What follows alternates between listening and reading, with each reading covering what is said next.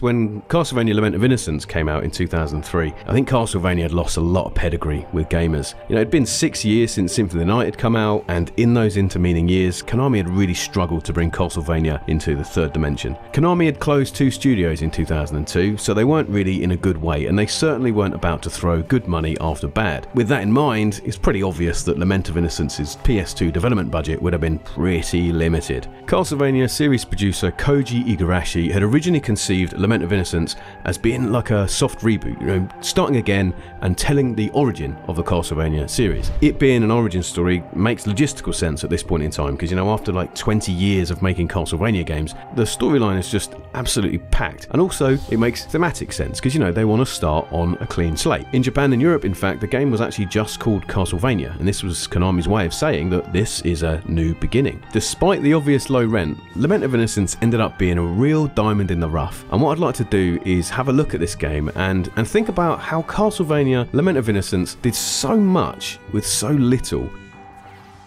Leon Belmont is the first ever Belmont to take up arms against all the spooky creatures of Wallachia. If you've seen the new Netflix animated series, you might have noticed that Leon is name dropped in that. He's treated like this saintly figure, you know, like the founder of the Belmont clan. Now, in Lament of Innocence, the story goes that Leon was an ordained knight, so he is in the employ of the Catholic Church. Word gets to Leon that his betrothed has been kidnapped by this vampire lord, and so he petitions the church and he says, I want to go after her. And the church, they refuse this request, and they say, you know, you need to concentrate on fighting the true enemy, Islam. And so Leon says, no, enough of that. He turns his back on the church to go on his quest. Early on in the game, he meets Ronaldo Gandolfi, who is this old alchemist wizard, like living in this hut in the middle of a forest. Gandolfi tells Leon that the vampire lord Walter Bernhard is the one who's kidnapped his missus, and he lives in a castle in the middle of the forest, and this guy has been kidnapping damsels for decades, right? He's been luring brave adventurers to his castle just so he can kill them as part of his like sadistic, hedonistic games.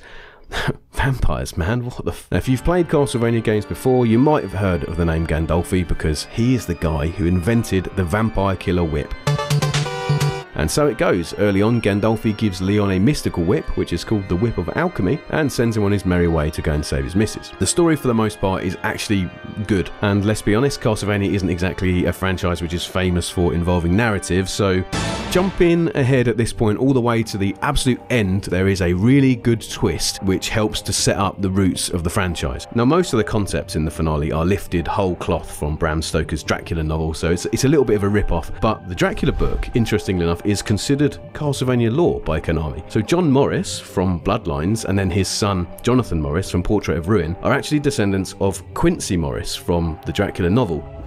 The story is pretty good, however the execution is hobbled by that low budget. The opening cutscene, in fact, is just this mega long text intro, and if you skip it, which is frankly completely understandable, then you'll actually miss out on the game's surprise ending, because it requires you to have read that for the ending to make any sense. The writing is worsened even more by some pretty poorly directed voice acting. I looked up the English voice cast, and most of them are just like bit part actors from anime and from computer games, and none of them had really had any principal cast experience before being cast in this. Now, I'm not slating the actors, mate. I couldn't do any better. What I'm saying here is you could see that Konami were quite obviously hampered by these budgetary constraints. You know, it explains why they're hiring in cheaper and less experienced actors. And it is a shame, because the story is surprisingly deep, and sticking with it all the way through, it will reward you with some pretty solid twists. If you skip the cutscenes though, and frankly I wouldn't blame you, then these twists will be wasted on you. You'll miss out on what is otherwise a pretty good story. The good news is that Konami did spend their money where it matters, and they spent it on the gameplay. Arriving at Endless Night, Leon finds that Walter's castle is conveniently divided into 5 areas, all linked by a central hub room. There is a final 6th stage, but that won't unlock until the bosses of all 5 of the original dungeons have been defeated. Now, I just want to say that, man, this is really cool. Now, you can tackle these stages in any order you want, and each stage obviously is different. You've got all your horror classics in there, you know, we've got the spooky theatre, we've got the spooky garden, we've got the spooky science lab. I just love it, man. location. Each location has got your classic Castlevania baddies, but each one has its own variations and its own unique enemy types to keep it fresh. In classic Castlevania fashion, you've got these pretty big levels, you've got big bosses at the end, but there's always plenty of variety and creativity on show here. XP and leveling from previous games have been completely stripped out, so this means Lament of Innocence can concentrate on just exploring a spooky castle and whipping a shit ton of skeletons. And this is where Lament of Innocence really sings. The whip is Leon's main weapon. He can carry one sub-weapon. The types of sub-weapon are your usual knife, axe, etc. And as usual, holy water is by far the best. Sub-weapons use hearts for ammo, and whipping candlesticks gets you hearts and or money.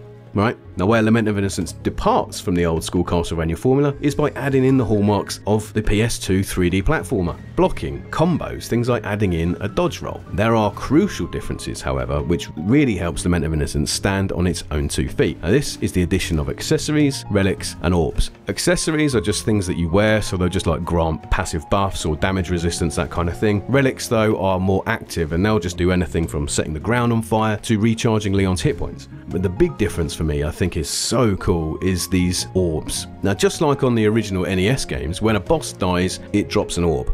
The difference here, though, is you can equip those orbs. Now, those orbs will alter your chosen sub-weapon and give you a unique attack. So here you can see some examples of this. For me, I think this is so wicked because it means every sub-weapon now has 5 or 6 different unique attacks. The full combination of orbs and sub-weapons gives you a total of 42 unique special attacks, each one ranging from area of effect stuff, projectiles, crowd control. There's so much to it. Once you've got more than a couple of orbs, switching between them and your sub-weapons really makes the combat stand out, and it makes it really fun to experiment.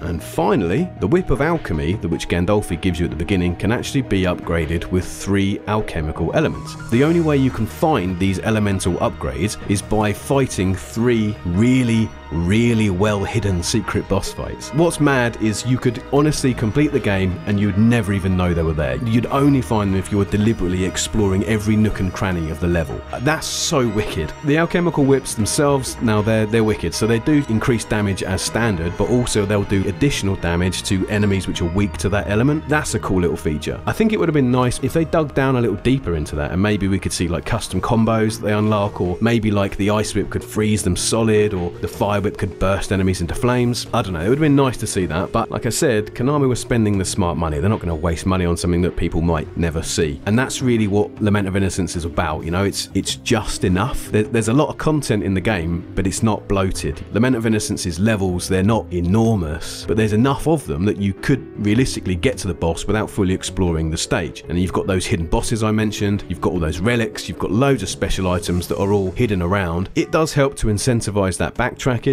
and it does reward spending more time with the game. So it's kind of like a Metroidvania vibe, but not quite. Most of all this stuff is obviously completely optional. You can complete the whole game without finding half of this stuff, but having it in there I think makes it a much cooler game, and it does help to level the playing field because the game actually gets really hard. If you aren't exploring, if you aren't looking to upgrade your gear and improve Leon's skills, then the game will probably end up being a lot harder than it needs to be. The end game is brilliant fun. I think the last 25% of Lament of Innocence was really rewarding. Revisiting all the old dungeons, scoping about all the hidden areas, mopping up all those collectibles, it really got me into the swing of using everything in my inventory, so switching out the orbs, switching out the relics, changing up the whip type on the fly. It gives the combat a lot more depth actually for comparatively very little work, and I think this is what became the most addictive part of the game for me. But I suppose the downside of that though was that the first 25% of the game was pretty stark by comparison. Without knowing the end game, it would be really hard for someone to actually put the hours into this game that it really would require.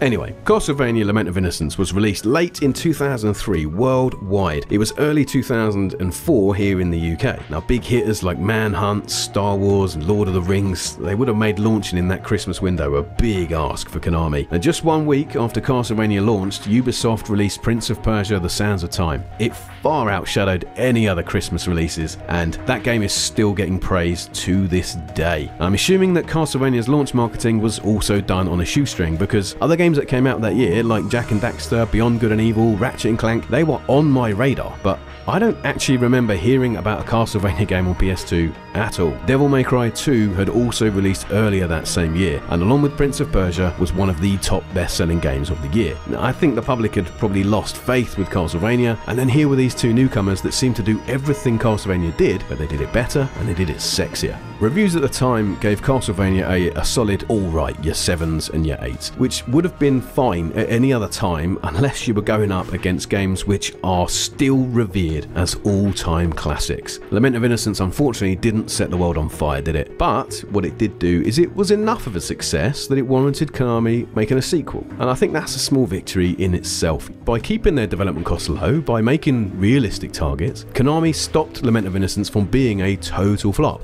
I guess my point here is, by taking what worked about Castlevania and updating it to a modern 3D platformer with new 3D features is what Konami had tried to previously do with the N64 Castlevania games, but in my opinion they just didn't quite nail it. Now, I don't actually hate the N64 games at all, they just weren't quite right. A lot of franchises which jumped to 3D at this time, they suffered from the same issues in those early days. Lament of Innocence though is Konami really hitting their stride with a 3D action game, this time working with the hardware instead of fighting against it, despite the obvious lack of resources. By having just enough money to make a focused action game, it kept the team dialed in on a small range of achievable goals. I've played Castlevania Lament of Innocence twice through now, and there's just no fat on it. It's pure gameplay. I really enjoyed it. If you've already played some of the flashier titles from 2003, then yeah, give this one a go.